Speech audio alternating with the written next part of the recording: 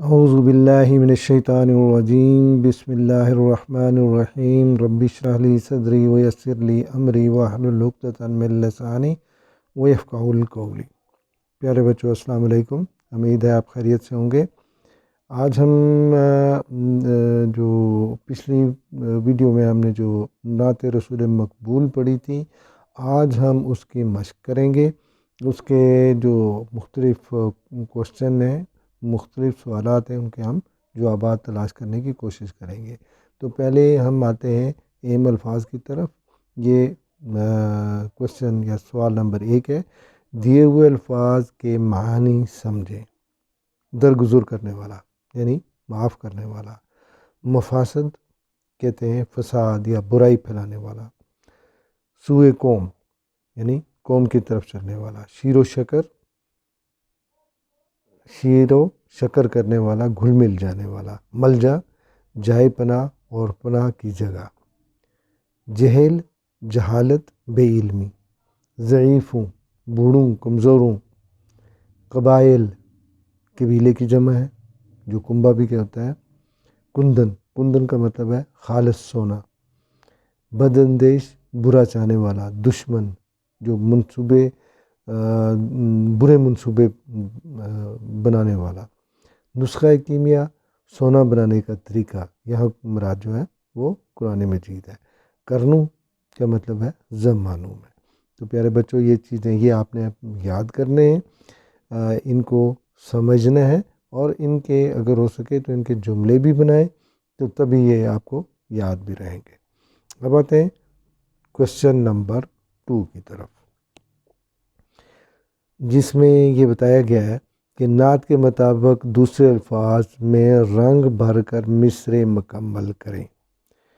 یعنی اس میں جو آپ کو دیا گیا ہے، 2 الفاظ دیے گئے ہیں، ان کے متعلق آپ نے ان میں سے ایک چننا ہے کہ کون سا صحیح ہے، اور اس کو کلر کرنا ہے۔ اب ہم جیسے پیچھے پڑھ کے آئے ہیں، یتیموں کا والی، یعنی اس میں والی آئے گا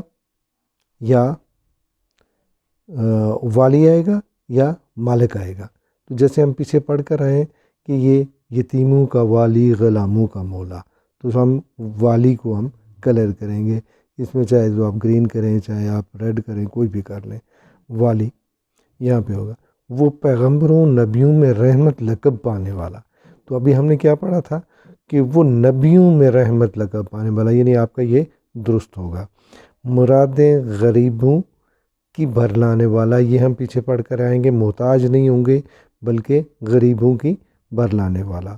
وہ اپنے پرائے کا غم کھانے والا، غم دکھ نہیں ہوگا، یہ غم کو جو ہے نا ہم ان کو ہم کلر کریں گے غم کو۔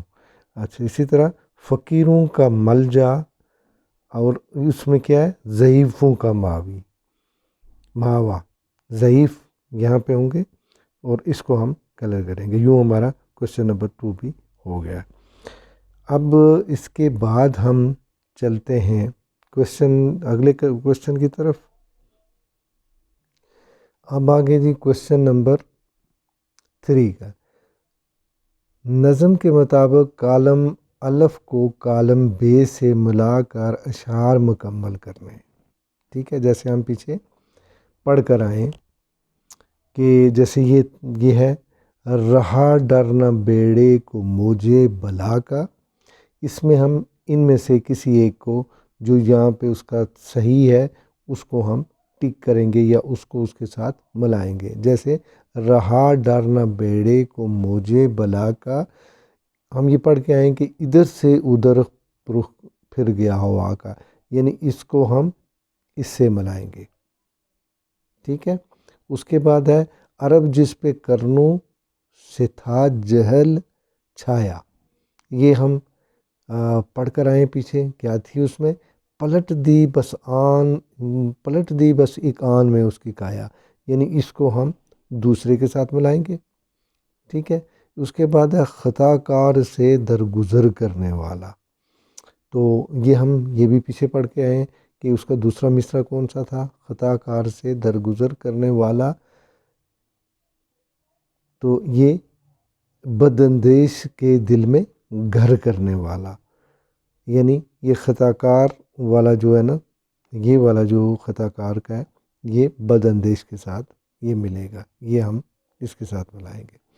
آگے ہے مصیبت میں غیروں کے کام آنے والا۔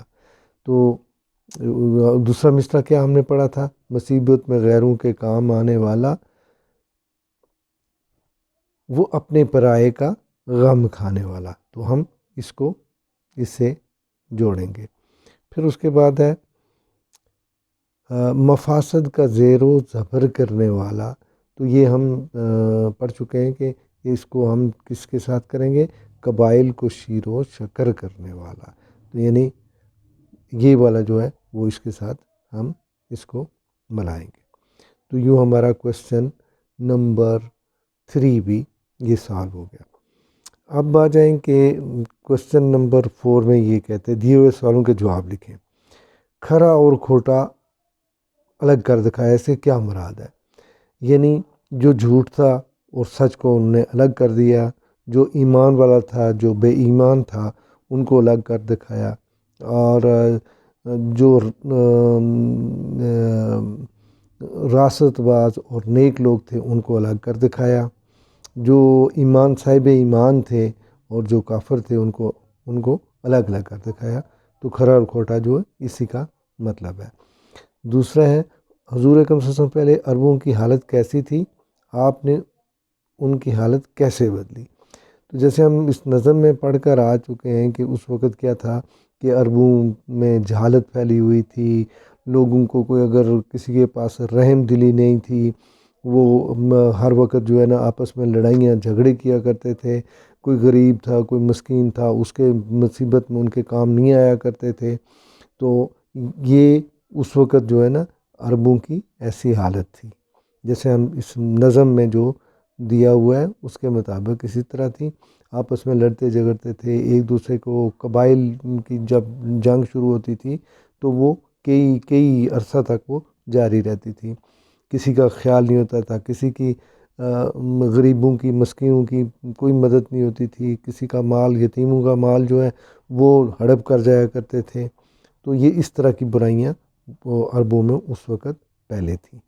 نبی کریم صلی اللہ علیہ وسلم غار حرا سے اتر کر کس قوم کی طرف تشریف لائے؟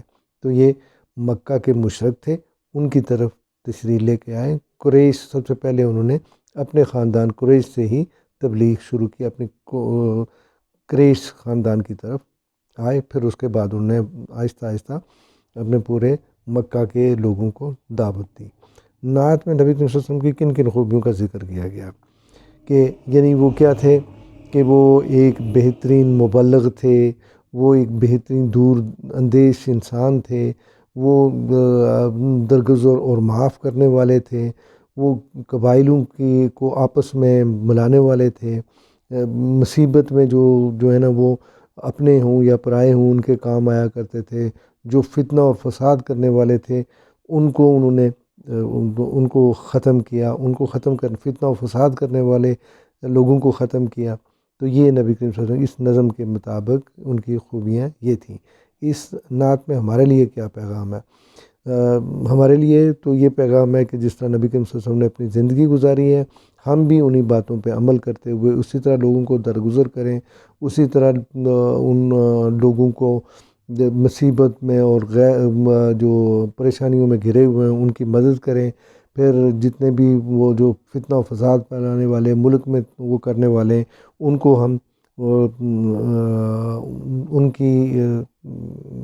ہم بے خونی کریں، ان کو صحیح راستے پر لے کر آئیں۔ تو یہ ہمارے لیے یہ پیغام ہے۔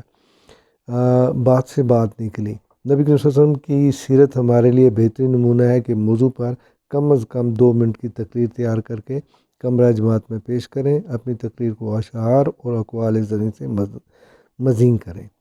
اب یہ ہے کہ یہ تو آپ لوگوں نے خود جو اس کی تقریر بنانی ہے کہ جس میں نبی کریم صلی اللہ علیہ وسلم کی خصوصیات ذکر کرنی ہے جو ہم نے اس نظم میں پڑھی ہیں، جو انہوں نے کیا کیا، کس طرح ایک بکھری ہوئی قوم کو ایک لڑی میں پرو دیا، کس طرح ایک دوسرے پر احسار و قربانی کی انہوں نے مثالیں قائم کی۔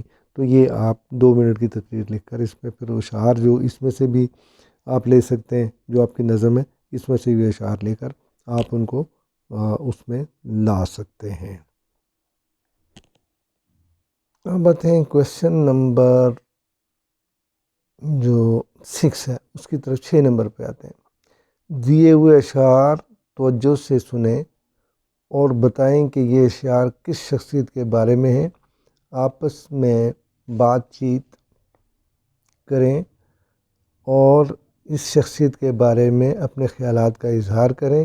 اس دوران آپ آداب گفتگو کا خاص خیال رکھیں۔ تو کیا کیا ہیں یہ؟ ایمان کی ہے جان ایمان کی ہے جان محبت رسول صلی اللہ علیہ وسلم کی، ہے فرض عین سب اطاعت رسول صلی اللہ علیہ وسلم کی، قرآن کی شرح آپ صلی اللہ علیہ وسلم کا خلق عظیم ہے، اللہ کی کتاب ہے سیرت رسول کی۔ یہ ماہر القادری کے اشعار ہیں جو ہمارے پیارے نبی کریم محمد صلی اللہ علیہ وسلم کی شان میں انہوں نے ادا کیے ہیں۔ تو اس میں آپ اپنے خیالات کا اظہار کر سکتے ہیں۔ ایمان کی ہے جان محبت رسول کی، کہ یعنی ایمان کی آپ اس میں ساری وہ بیان کر سکتے ہیں کہ اس وقت تک انسان کا ایمان، مسلمانوں کا ایمان کمپلیٹ نہیں ہو سکتا جب تک کہ وہ نبی کریم صلی اللہ علیہ وسلم کی محبت کا اظہار نہ کریں، ان سے محبت نہ کریں، اور نبی کریم صلی اللہ علیہ وسلم نے جس طرح کے پیغامات دیے ہیں، جن پہ عمل کیا، ان پہ ہم اطاعت کریں، اس کی فرما برداری کریں، جو ہمارے لیے فرض ہے جو ہم ان کے احکامات پر چلیں اور دین کی تبلیغ کریں اور دین کے کاموں میں بڑھ چڑھ کر حصہ لیں۔ قرآن کی شرح آپ کا خلق عظیم ہے، اللہ کی کتاب ہے سیرت رسول کی۔ تو اللہ تعالیٰ نے جو قرآن مجید ہم پہ نازل کیا وہ ایک عظیم اللہ تعالیٰ کا احسان ہے، جس کی بدولت ایک بکھری ہوئی قوم ایک لڑی میں پروئی گئی، اور اللہ تعالیٰ کی کتاب ہے، اور جو قرآن مجید اللہ تعالیٰ نے نبی کریم صلی اللہ علیہ وسلم پہ نازل کیا، اور انہوں نے ان کو من و عن اسی طرح ان پہ عمل کر کے اور اپنی سیرت، اپنی کردار میں وہ چیزیں پیدا کر کے آپ نے اللہ کی کتاب کو عملی طور پہ وہ نافذ کر دیا۔